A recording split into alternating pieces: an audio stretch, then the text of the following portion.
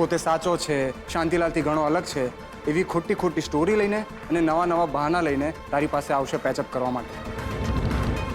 પણ તારે દૂરથી જ નમસ્કાર કરવાના છે, ઓકે? હા જીજુ, પપ્પાએ પણ એ જ કહ્યું કે આપણે પાછા ભરોસાના નામે છેતરાઈ ગયા. એ તો છે જ ને. દુનિયા નાની છે એ સાંભળ્યું તું, પણ આ ગોળ દુનિયાની બધી ગોલમાલ આપણી સાથે જ થશે એ ક્યાં ખબર હતી?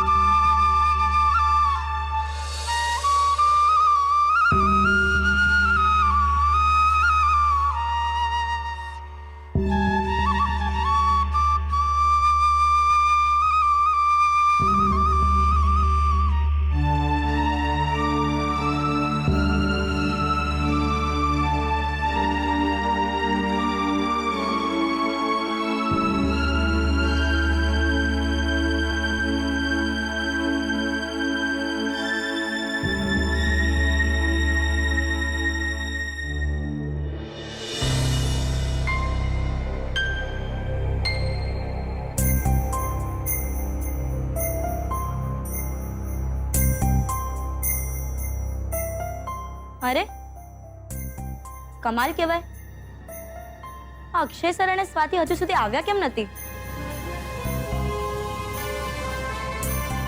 ચલો વોર્મઅપ તો સ્ટાર્ટ કરું.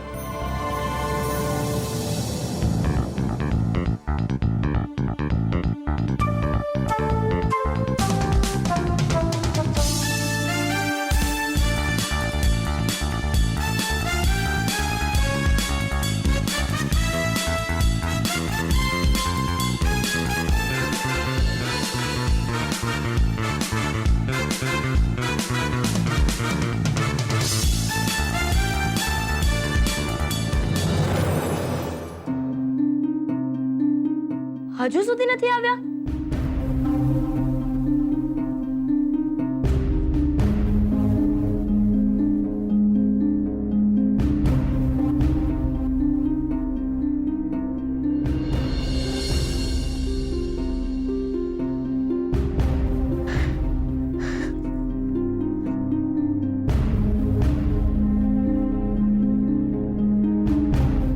હવે તો લાગે છે આવવાના જ નથી.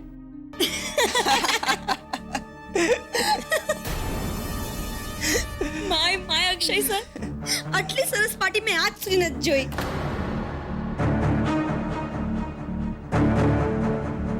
અરે બીજલ, તું ક્યારે આવી? સ્વાતિ, હું અહીંયા સવારના 5:30 ની આવી ગઈ છું. તું ભૂલી ગઈ હોય ને તો યાદ દેવડાવી દઉં કે આપણે આજે પ્રેક્ટિસ કરવાની હતી.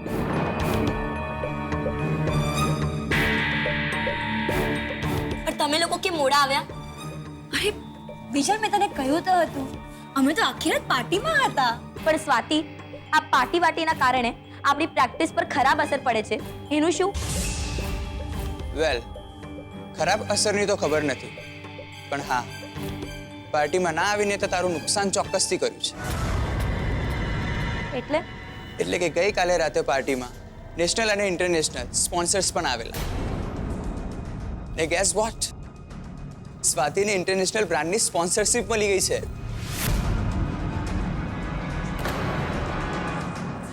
એના શૂઝ અને રેકેટ માટે. સોરી બીજલ, તું રહી ગઈ.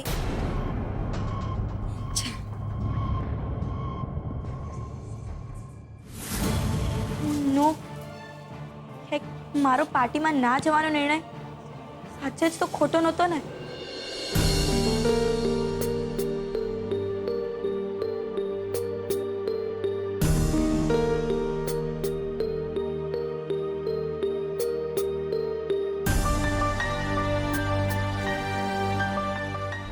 અહીંયા ગલ્લો હશે તો કદાચ અહીંયા બાકડા રાખશું અને અહીંયા હશે તો અહીંયા બાકડા રાખીશું. બરાબર.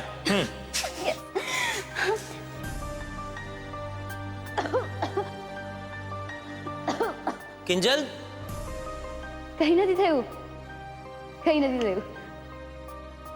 આ તો પપ્પાએ જેમ કહ્યું હતું ને એવું જ થયું.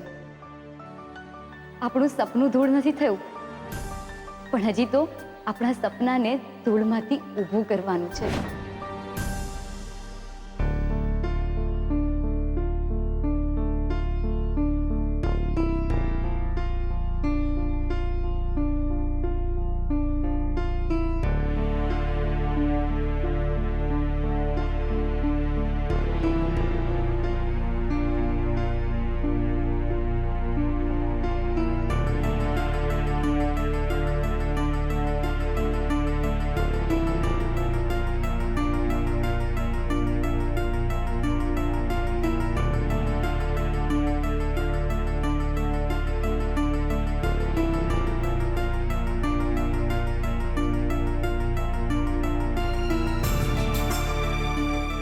નીરવ સાચું કહેતો હતો.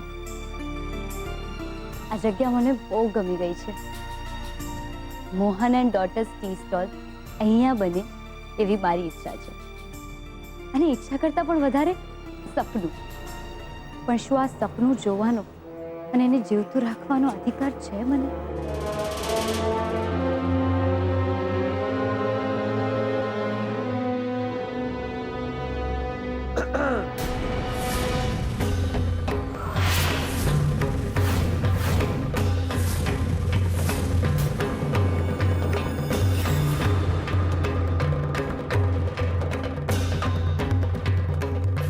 જી, મારું ધ્યાન નહોતું.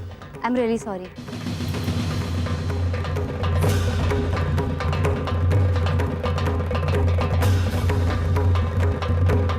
તમે કોણ?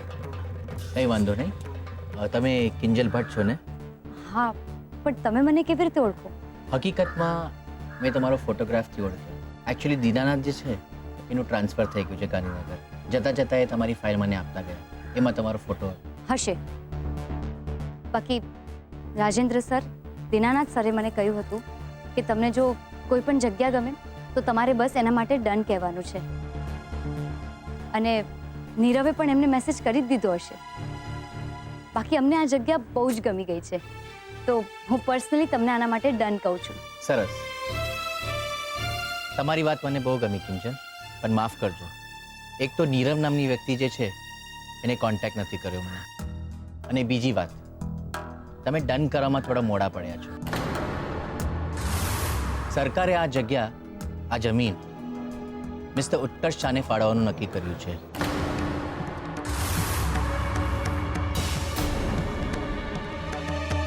Thank you sir, thank you very much.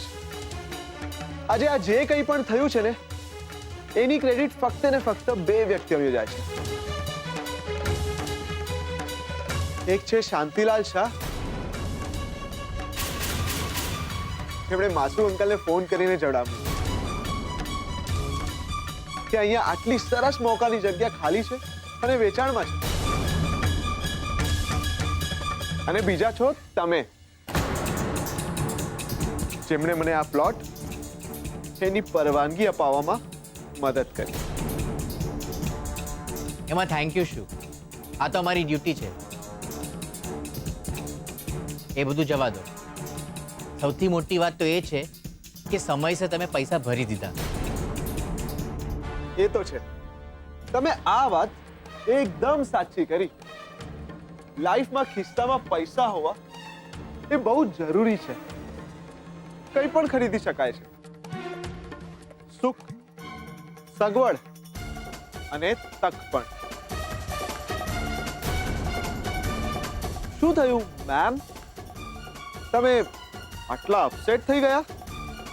એ તમારો પ્રોબ્લેમ નથી મિસ્ટર ઉત્કર્ષ શાહ.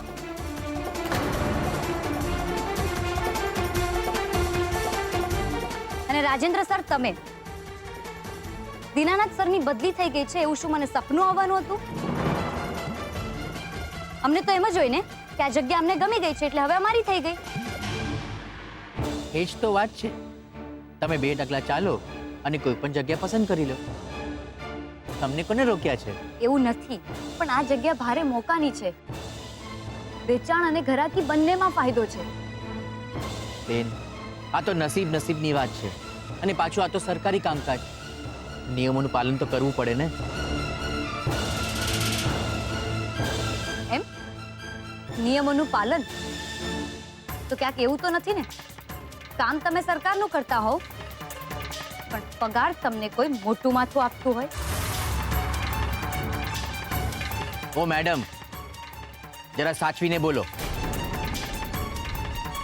તમારી સ્થિતિ મને સમજાય છે. એનો અર્થ એ નથી કે તમે મારા કેરેક્ટર પર કાદવ ઉછાળો અને હું ચૂપચાપ સાંભળા કરું.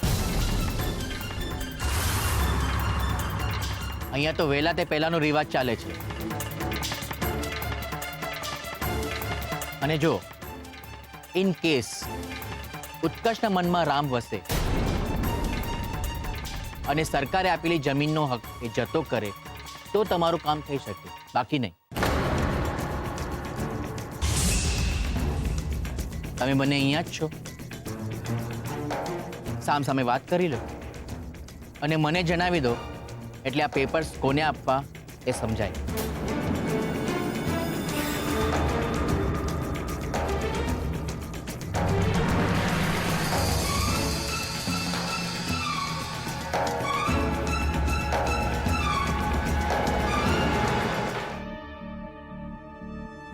વાગી ગયા છે. રોજ તો આ સમયે પપ્પા ઓફિસ જવા નીકળી જતા હોય છે. મારે એમની સાથે કિંજલની ટી સ્ટોલની જગ્યા બાબત વાત કરવી છે. અરે સંઘવી, હવે આ બધી તમારી ને મારી ઘરની વાત કહેવાય. એમાં થેન્ક યુ ના કહેવાનું હોય.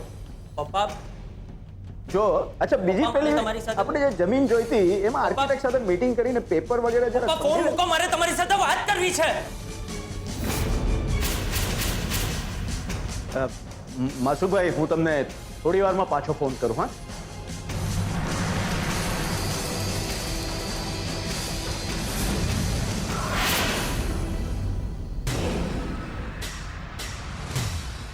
શું ભાઈ?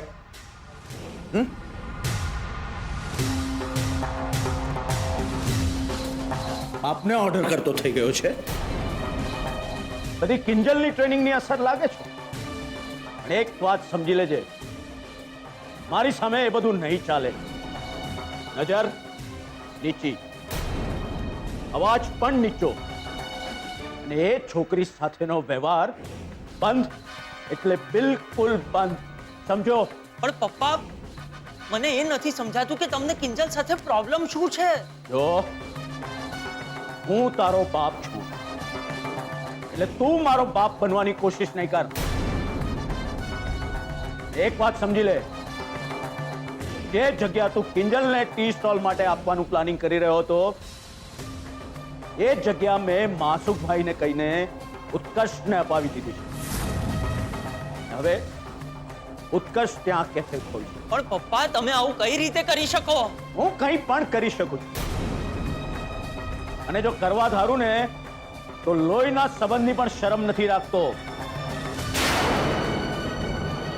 એક વાત સમજી લે, આજથી એ છોકરીથી 24 ફૂટ દૂર રહેજે, કારણ મારી નજર 24 કલાક તારા પર છે.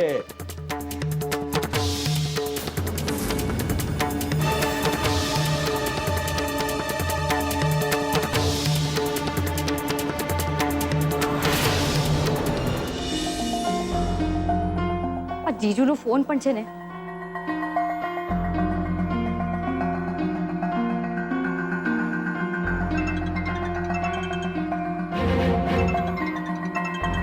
કિંજલનો ફોન? હા બોલો સાડી સાહેબા. હલો જીજુ, ક્યાં છો તમે? હું ક્યારની તમને ફોન ટ્રાય કરી રહી છું, પણ તમારો ફોન છે કે બિઝી બિઝી બિઝી. અરે નવા પ્રોજેક્ટનું કામ ધમાકાભેર ચાલી રહ્યું છે સાડી સાહેબા, એટલે તમારો આ જીજુ અને જીજુનો ફોન બંને બિઝી જ આવવાના. બાકી બોલો, શું કામ હતું? બધું બરાબર તો છે ને? ક્યાં જીજુ, મને તો લાગે છે આ નવું વર્ષ આપણને શાંતિથી જીવવા જ નહીં દે. આજે હું બીજલ અને પપ્પાને લઈને આપણે જે નવા ટી સ્ટોલ માટે જગ્યા નક્કી કરી છે ને, ત્યાં લઈને ગઈ હતી, અને ત્યાં નીરવ પણ હતો. અને ખબર પડી અમને કે નીરવ બીજા કોઈનો નહીં, પણ શાંતિલાલ શાહનો દીકરો છે. શું વાત કરે છે? એ જ તો હવે મને સમજાયું કે જ્યારે હું વકીલની ઓફિસમાં શાંતિલાલ શાહ વિશે એલફેલ બોલી રહી હતી, ત્યારે આ નીરવનું માથું કેમ ભમી ગયેલું. હદ છે યાર આ તો. પણ હા કિંજલ, બને ત્યાં સુધી તું નીરવથી દૂર રહેજે. હવે પોતે સાચો છે, શાંતિલાલથી ઘણો અલગ છે, એવી ખોટી ખોટી સ્ટોરી લઈને અને નવા નવા બહાના લઈને તારી પાસે આવશે પેચઅપ કરવા માટે. પણ તારે દૂરથી જ નમસ્કાર કરવાના છે, ઓકે? હા જીજુ, પપ્પાએ પણ એ જ કહ્યું કે આપણે પાછા ભરોસાના નામે છેતરાઈ ગયા. એ તો છે જ ને. દુનિયા નાની છે એ સાંભળ્યું તું, પણ આ ગોળ દુનિયાની બધી ગોલમાલ આપણી સાથે જ થશે એ ક્યાં ખબર હતી? અને સેજલને આ વાતની ખબર છે? હા, કીધી મેં એને આખી વાત. પણ જ્યારથી એ તમારા ઘરેથી આવી છે ને, ત્યારથી એનો મૂડ જ ઓફ છે. મને ખબર છે, પણ હું શું કરું? પપ્પાના વતી 500 મેસેજ કરી ચૂક્યો છું સોરીના, પણ એક પણ રિપ્લાય નથી મેડમ. અને ફોન તો ઉપાડશે નહીં. તું જ સમજાવ ને એને કંઈ. હા જીજુ, હું એને સમજાવી દઈશ પછી, તમે ચિંતા ના કરો. પણ અત્યારે મેં જે વાત કહેવા તમને ફોન કર્યો છે, એ વાત કંઈક અલગ જ છે. એટલે આનાથી વધુ ખરાબ શું હોઈ શકે? કહું છું, આ નીરવવાળું પ્રકરણ બહાર આવ્યું અને પતી ગયું. એના પછી હું પાછી આપણી દુકાનવાળી જગ્યાએ એકલી ગઈ હતી અને ત્યાં રાજેન્દ્રભાઈ આવ્યા. કોણ કોણ રાજેન્દ્રભાઈ? તમને યાદ છે પેલા દીનાનાથભાઈ, સરકારી ઓફિસર? એમની બદલી થઈ ગઈ છે અને એમની જગ્યાએ રાજેન્દ્રભાઈ આવ્યા છે. અને રાજેન્દ્રભાઈની સાથે ત્યાં ઉત્કર્ષ પણ આવેલો. ઉત્કર્ષ? એ ત્યાં શું કરતો હતો? રાજેન્દ્રભાઈએ કહ્યું છે કે આપણી પસંદ કરેલી જગ્યા ઉત્કર્ષે ખરીદી લીધી છે. પણ ઉત્કર્ષ આ બધા ધતિંગ કરવાની જરૂર શું છે? કિંજલ, નક્કી કઈ સમજફેર થઈ છે તારી? ના જીજુ, એટલું જ નહીં. મેં જ્યારે એમ કહ્યું ને કે આ જગ્યા ભારે મોકાની છે, મને બહુ ગમે છે, ત્યારે રાજેન્દ્રભાઈએ કહ્યું કે જો ઉત્કર્ષ હા કહેશે તો તમને આ જગ્યા મળી શકે છે. તો ઉત્કર્ષે હા કહ્યું ને? સમજી ગયો. મને ખબર છે કે ઉત્કર્ષ આ બધું કોના કહેવા પર કરી રહ્યો છે. તું ચિંતા ના કર, ઉત્કર્ષની સાથે હું વાત કરી લઈશ. અત્યારે મને કામ છે, હું જઈ રહ્યો છું, ફોન મૂકું છું.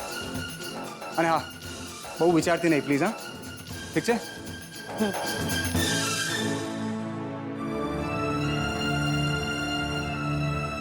જીજુ કહે છે વિચાર ના કરતી, પણ કેવી રીતે ભૂલું? હું અને ઉત્કર્ષ કેટલા સારા મિત્રો હતા,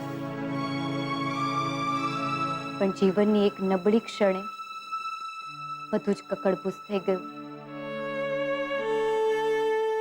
અમારી વચ્ચેની દોસ્તી પણ અને વિશ્વાસ પણ એક લાફો, આખી જિંદગી ભરની કડવાશ.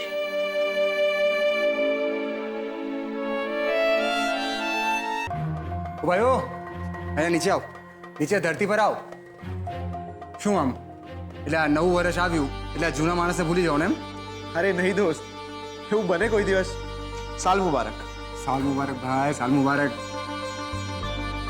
આ તો બસ થોડો જલ્દીમાં તો એટલે. એ તો દેખાય છે ભાઈ.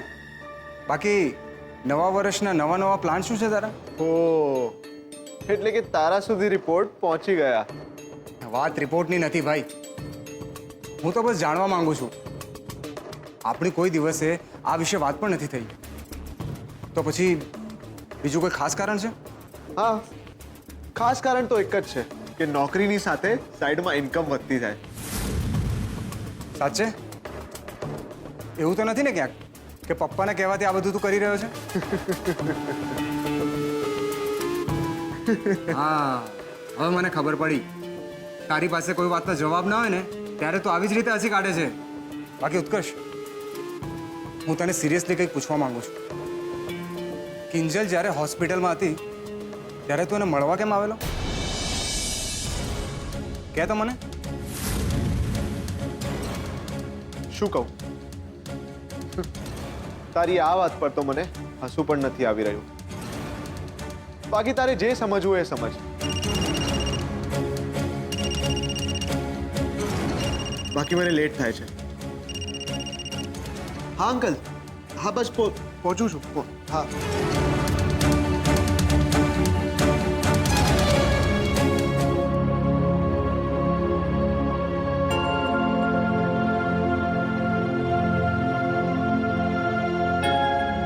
પપ્પા, મને ખબર છે તમે મારાથી નારાજ છો. કેટલું કહ્યું, સમજાવ્યું, પણ તોય હું પથ્થર પર પાણી જેવી થઈ ગઈ છું. અને આજે ફરી એકવાર તમને પૂછ્યા વગર હું ઘરની બહાર ચાલી ગઈ. પણ પપ્પા, કામ વગરનું ઘરમાં બેસી રહેવું હવે મને ખાવા દોડે છે. અંદરથી આમ બીમાર હોવ ને એવું લાગે છે. પપ્પા, મારા મનની વાત કહું, હવે મારે વહેલામાં વહેલી તકે આપણો નવો ટી સ્ટોલ શરૂ કરી દેવો છે. હું આજે ફરી એકવાર આપણા નવા ટી સ્ટોલની જગ્યાએ ગઈ હતી, પણ પપ્પા, એ જગ્યા ઉત્કર્ષે આપણા હાથમાંથી આંચકી લીધી.